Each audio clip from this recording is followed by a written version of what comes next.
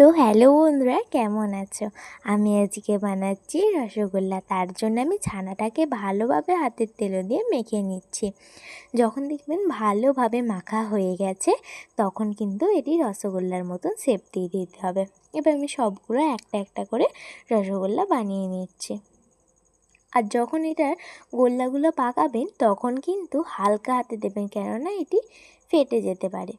এবার যখন হয়ে যাবে সবগুলো, কড়াতে জল গরমের সঙ্গে অল্প চিনি দিয়ে দিতে হবে।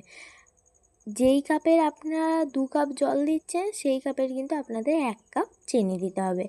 এটাই একটা স্ট্রাকচার। এবার যখন দেখবেন চিনিটা ভালোভাবে গুলে গেছে, এবার আমি সব রসগোল্লাগুলো একটা একটা করে ছেড়ে দিচ্ছি। তাহলেই দেখবেন কি সুন্দর কড়াতে ফুলে ফুলে উঠেছে। দেখুন কতটা বড় বড় হয়ে ফুলে উঠেছে, আর কতখানটি করে আমি বানিয়েছিলাম। তো দেখুন কতটা নরম হয়েছে, আপনারা নিশ্চয়ই দেখেই বুঝতে পারছেন। আর এটি রসগোল্লাটা এতটা পরিমাণে সুন্দর। তো বাই।